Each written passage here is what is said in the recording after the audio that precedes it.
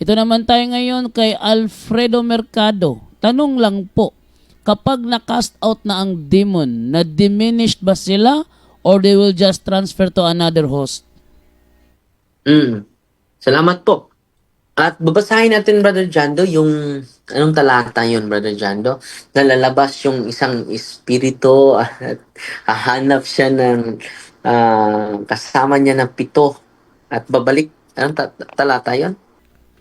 When an evil spirit goes out of a person, it travels over dry country, looking for a place to rest. If it can't find one, it says to itself, I will go back to my house. So it goes back and finds the house empty, clean, and all fixed up. Then it goes out and brings along 7 other spirits, even worse than itself, and they come and live there. So when it is all over, that person is in worse shape than at the beginning. This is what will happen to the evil people of this day. So, malinaw na malinaw. Ibalik po sa 44, Brother Jando. Then, babasahin natin, explain natin ng kaunti. It says to itself, I will go back to my sa 43, Brother Jando. When an evil spirit goes out of a person, ito po yung sagot. Si Kristo mismo ang sasagot, ha. When an evil spirit goes out of a person, it travels over dry country. So, lalabas siya, bro, at din mag-travel, no, over dry country, looking for a place to rest. So, lalabas siya at pupunta sa iba't ibang mga lugar. At hahanap siya ng, ano, kung saan siya magpahinga. Hindi naman magpahinga yung demonyo dahil pure spirit naman sila. If it can find wine, so pupunta sila kung meron silang katawan na or lugar or place. Dahil yung mga demonyo, Brother Jando, territorial sila. Kaya nga may mga lugar, prone accident area, dapat ma-deliverance yun. Dahil posible, maging tourist spot nila yon na marami mga patay. So, sa nalalaman ko, dapat i-deliverance yung mga lugar na yan. So, patuloy sa 44, Brother Jando. It says to It its... says, ako na lang, Brother Jando, it says to itself, I will go back to my house. So lumabas siya sa taong iyon, pero babalik siya. So it goes back and finds the house empty, clean and all fixed up. Meaning to say, mga kapatid, yung taong ito ay patuloy pa rin, no, sa old life niya. Hindi niya binago yung sarili niya at bumalik pa rin siya sa dati. So patuloy, Brother Jando, sa 45. Then it goes out and brings along 7 other spirits. Hindi lang siya babalik na mag-isa, Brother Jando. Hahanap pa ng additional na 7. Even worse than itself. Mas worse pa sa kanya. And they come and live there. So when it is all over, that person is in worse shape than at the beginning. This is what will happen to the evil people of this day. Sa ibang version, Brother Jando, di ba, sinabi doon na yung taong ito ay madubli yung kasamaan niya. No? Dahil hindi na lang, hindi isang espiritu lang ang bumalik, nagdala pa ng additional 7 spirits. So, dito, brother, mga kapatid, dito po, they will go wherever they want, mga kapatid, because they are real person. At kung merong makita nila na lugar or guest room na walang mga sacramentals, dun sila mananahan, Brother Jando. Kaya nga, merong infested house. Kaya nga, merong infested guest room. So, dito makikita natin, mga kapatid, na kailangan natin, yung mga kwarto natin, may holy and exorcised cross. Alam nyo, takot na takot yung mga demonyo sa mga sacramentals. At sana na bago niyo ilagay sa altar ninyo, na-bless na po yan. Okay? Baka nilagay nyo sa altar nyo, hindi nyo pinabless sa pari natin. Dapat ipabless. And then, yung secret images ng mga santo natin.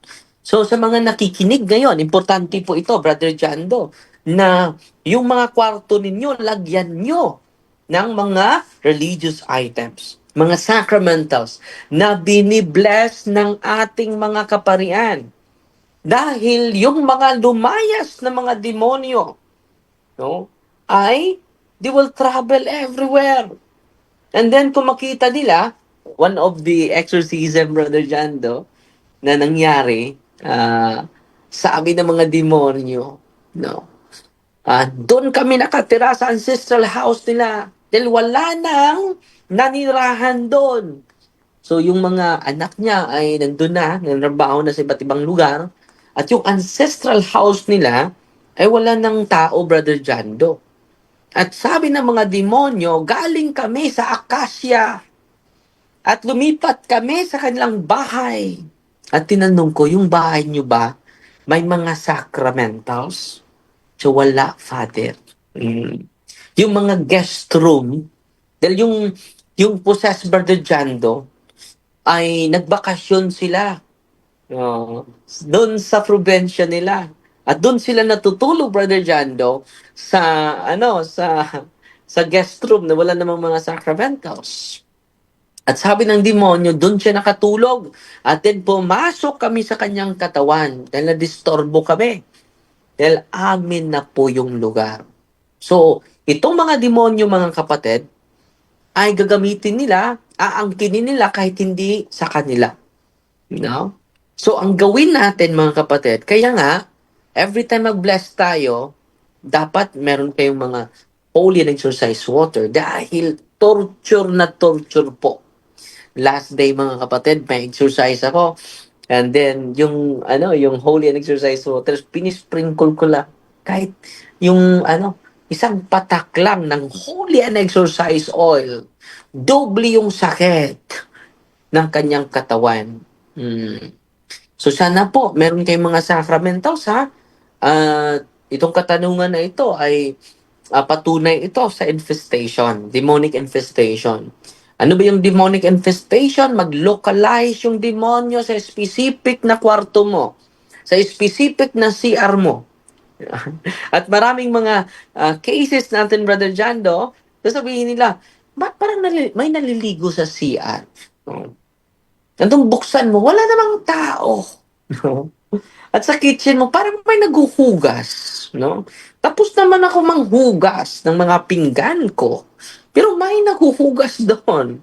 So gamitin mo yung holy and exorcised salt sa four corners.